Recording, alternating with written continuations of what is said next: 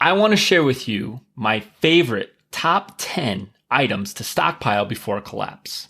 Right out of the gate, I want to make it clear that none of the items I'm going to list today are going to be gold or silver or any form of rare metals. I think everyone already understands the value of rare coins in a collapse. If you can afford those, then I suggest you get your hands on some right away. They can help diversify your portfolios and can help provide much needed inflation protection. Instead, today, I want to share the 10 items anyone can grab off the shelf. I'm talking about stuff that will be gone in a flash once everyone realizes that a collapse is inevitable, and then they'll be in high demand very soon thereafter. This means if you acquire these items, in a collapse, you'll have leverage to trade your extras for other supplies. That's the basics of bartering. Now, the items I'm going to focus on today are ones that are affordable now, before a collapse. Ones that will likely go up in value after a collapse. Things that are small enough that anyone can find space even if you rent. Items that have a reasonable expiration date, or perhaps some of them are even really long expiration dates. And items that you can easily barter in small portions. Hey, I'm Jack. I'm a co-founder of SkilledSurvival.com and TheResilientLife.com. And I've been sharing my tips and tricks and strategies and know-how about survival and preparedness online since 2014. And since that time, my two sites, they've had millions of visitors. And now I'm sharing my information on YouTube. So if you like this kind of content, make sure to take a moment and subscribe and hit the bell notification. That way, you never miss any future videos. Oh, and don't forget to grab my free preppers checklist. You can get that in the description below, and many of the items on today's list are on that list as well, okay? So, enough preamble, let's get started. The first one is seeds. Get yourself a bunch of heirloom, open-pollinated, non-GMO, and untreated seeds. So you can buy them already sealed up in Mylar bags like this one. See, each one of these packs is sealed in Mylar bags, and it all comes in this nice vault, this container, okay? Or you can buy your own Mylar bags and you can do it yourself. Just make sure you keep them stored in a cool, dry, dark location. Now, I love seeds because 1, they don't take up much space. 2, they have a reasonable shelf life if you store them properly. And 3, they don't cost much, at least during normal times. Now, if grocery stores or hardware stores are bare or limited for any length of time, seed demand will explode and the prices will follow. All right, next up is water filters, especially small ones, purification tablets, and bleach. So here's a small water filter. This is a Sawyer Mini. It can filter 100,000 gallons of water, okay? You get a couple of these, you get 5 or 10 of these, you can have a whole neighborhood be filtering their water. And yeah, you look at this and say, how am I going to filter lots and lots of water to consume in a crisis with this little filter? Well, it has a flow arrow. All you need to do is set up a water tank above with a hose, and then a hose coming out into another bucket, and it becomes a gravity filter, okay? This thing flows down through this filter and drips, and you can leave it overnight and just constantly drips from above to below, and this thing becomes a high volume water filter in a pinch, and it works in a bug out bag as well. So these things are small, they're reasonably affordable, and they're going to be needed in a crisis, okay? You can also go with purification tablets, and there's different kinds online, but basically they're about this size, and they can filter a whole bunch of water, purify a whole bunch of water. And so it's a simple thing to buy, and if others don't have it and they want it, you're going to be able to trade them for them, especially if you have extra. And finally, you get some concentrated bleach. You put the right amount of bleach into the water and it'll purify it. This will kill and purify your water to eliminate most of the dangerous bacteria that could be in it. Just be careful you get the right ratios, because if you put too much bleach, obviously this is a toxin. It can make you sick. But if you have a lot of extra bleach around, if you have 20 of these gallons, then you could share those with your neighbor and get something back in return. Because if you suspect your local water supplies have become contaminated, you'll need to treat it. And if everyone who lives around you must treat it as well or risk getting severely sick, well, the math is simple. Now, boiling water does work, but most folks, they'll find that boiling all their water before consumption will quickly become a tedious and expensive and time-consuming task. And it'll use a lot of your resources, such as your fuel or your firewood, to boil it. So get some extra water filters, get some water purification tablets, and heck, get several gallons of bleach as well. Most of these are affordable, they have very long shelf lives, and they won't take up much space. Number 3 is pain medications. You can acquire lots and lots of pain medications, whether it's ibuprofen or Advil or Tylenol or aspirin or children's Tylenol. Counter medicines you can buy a little bit over time. They don't take up much space. And in a crisis where these aren't available anymore, people are going to run out. And then what, right? If you have pain, if you have headaches, if you have body aches, or you're severely sick or whatnot, or you just need to bring your temperature down in a crisis, you need these. Our society is not very accustomed to dealing with any pain, short-term or chronic. Why would we? We have an abundance of magic pills that shut off pain signals. It's wonderful if you have them. In a collapse, pain medications will be one of the first items to disappear. And if there's no more coming anytime soon, well, you might be able to pull off a very good trade. If someone is suffering, they're going to be willing to trade an awful lot to reduce or eliminate that pain. Now, is that ethical? Probably not, but I'd rather have the extra pills and decide later how best to distribute them rather than not have them at all. And even if you do decide not to price gouge with them, the people you help will be so thankful. I'm sure they'll pay you back in kindness, sharing their resources as well. Okay, the next item is somewhat similar, okay? It's not pain meds, but it is multivitamins and extra pills to help balance your nutrition. A balanced nutritional diet will be very hard to come by in an all-out long-term collapse. If your body is eating some calories but not getting enough essential vitamins, you can still become weak and sickly over time. You can't just live off rice. Instead, having a large stockpile of generic multivitamins makes a lot of sense. That way, even if you have to live on just rice for months and months on end, it's a multivitamin, so you'll still be able to keep your body relatively healthy and strong. This one won't have much value right away, I don't think. But over time, when folks realize their bodies are not as healthy as they should be or could be, the importance of a multivitamin will become clear. If you're a regular watcher of this channel, okay, you know I'm a big fan of every household owning at least one gas mask. And honestly, if you can afford it, I'd say get a gas mask for every family member, okay? It's a tool that can save your life in certain crises, in certain scenarios. Nuclear, wildfire smoke, potentially. If you ever get a chemical attack in your area, you're going to need one of these, okay? But they don't work unless you have these filters, okay? Now, 2 things to note about this one. First, it's not extremely cheap, okay? Gas mask filters aren't free. They do cost some money. And second, not every collapse scenario will necessitate a gas mask. However, if the collapse does require a gas mask, having extra filters is a lot like stockpiling gold. It's going to be something that there just is never enough of. Why? Because you consume them. They run out with use over time. And most people only have 2 or 3, maybe 4. Some people have none. So there's a very limited supply of them to start because most people just don't stockpile tons and tons of these. So if you happen to have 20 or 30 of them, if you can afford to go that, and it's a crisis where a gas mask becomes something that everybody's looking for, then you could trade a few of them away and get a king's ransom for them. Most people know about ammunition, and here's a bunch of 22s. They're small.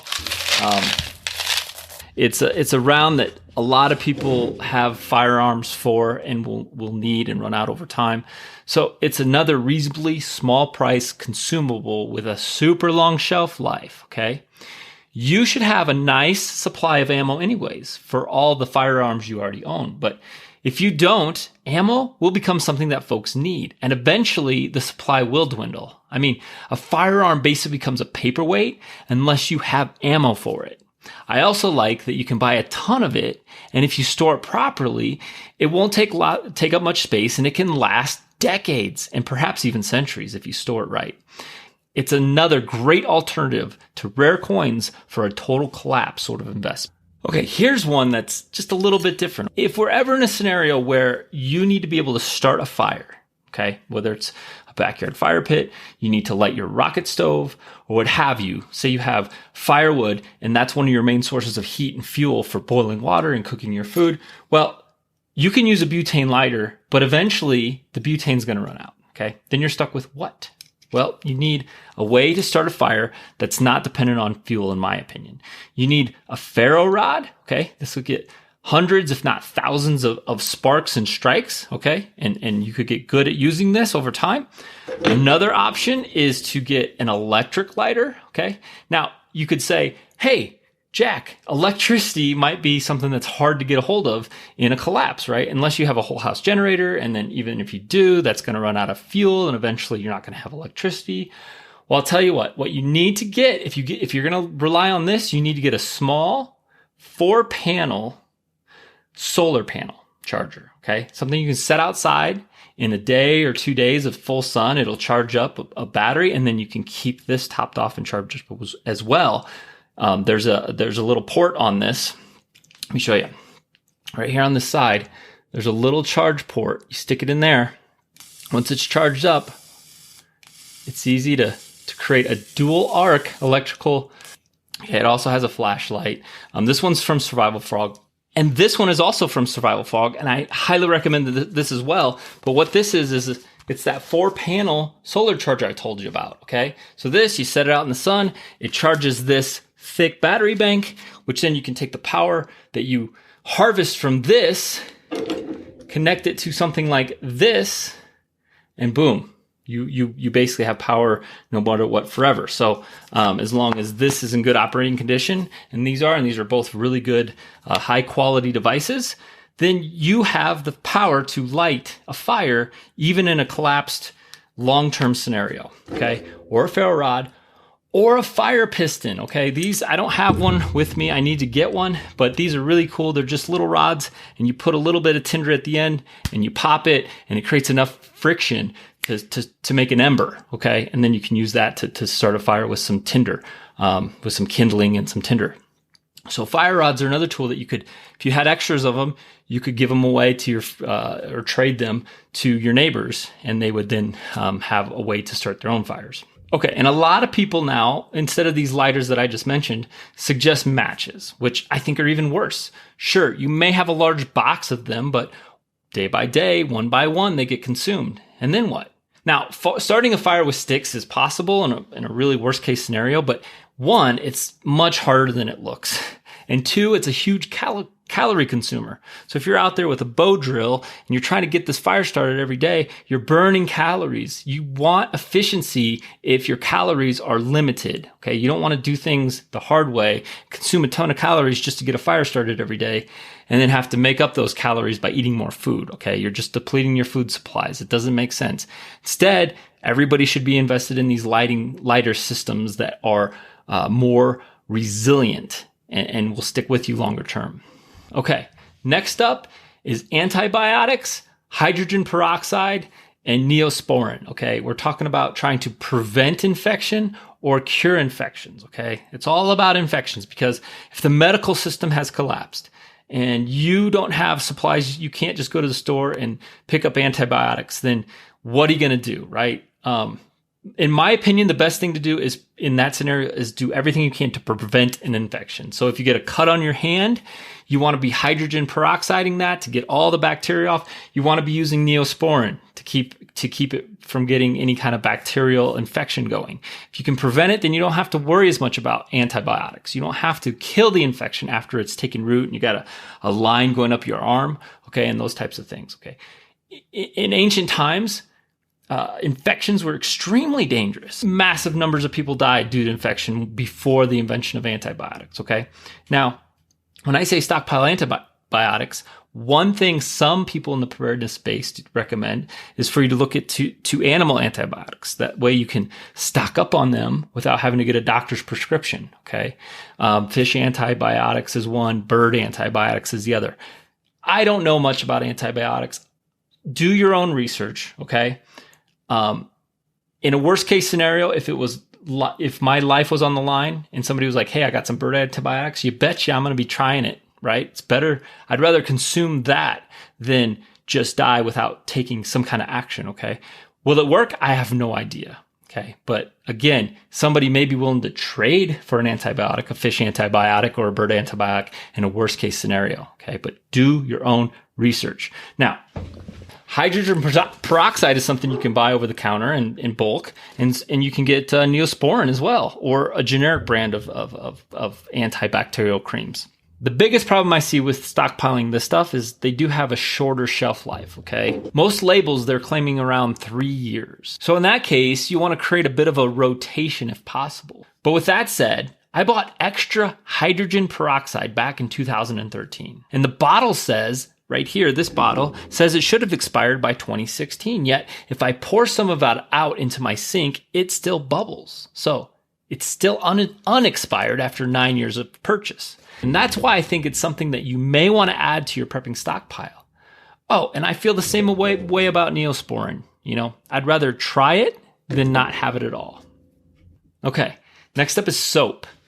Speaking of cleanliness and hygiene, it's a major problem in third world countries where they don't have any kind of soap and clean water, so their hygiene suffers. And if you're ever forced over a long period of time to swallow in dirty and filthy conditions for long stretches, bacteria and diseases follow. So if soap becomes limited and you have extra, you'll be in good shape, okay? I like Zote soap, okay? Zote soap's good for cleaning your hands, but also you to shave this stuff down and mix it with some other ingredients to create some laundry detergent type soaps. Okay, so this is a great soap to stockpile, in my opinion. It's affordable. There really isn't a shelf life on it at all. And in a worst case scenario where people can't buy more soap and you have a bunch of it, you're going to do okay with bartering this stuff. Okay, next is skills and knowledge. Okay. If you know lots of handy skills related to medicine, carpentry, electrical, gardening, sewing, canning, fire starting, you're going to be in good shape. You immediately, in a collapse, become a valuable member of any survival coalition. The information you hold makes you someone who's worth keeping around and sharing resources with. Honestly, I have a few of the other resources mentioned above. And I think it's a wise way to improve my family's resiliency if the worst case was to come true, but I don't go all in on all those. Instead, I try to invest a lot of my time and energy into survival and preparedness knowledge. I think you should too. And the best way I know how to get started on that is if you want to join my 30-day prepper challenge. See, once you've completed this challenge, you'll be more prepared than most of your friends and neighbors. And if this sounds interesting to you, then it's easy. Just click the link in the description below to find out more, okay? And if you're still watching this video, then you obviously enjoy this type of content. Hit the subscribe and the bell notifications right now. Okay. And don't forget to pick up my Prepper's Checklist. If you don't get my 30-day challenge, it's fine. At least get the Prepper's Checklist. Okay. It's in the description below. And until next time, prepare, adapt, and overcome.